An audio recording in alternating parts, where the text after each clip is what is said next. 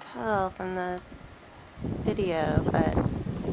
there's just one little tunnel that's kind of carved out there in the street for people to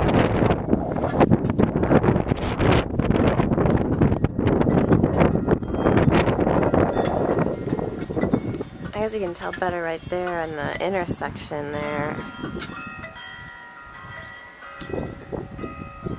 how high the snow is.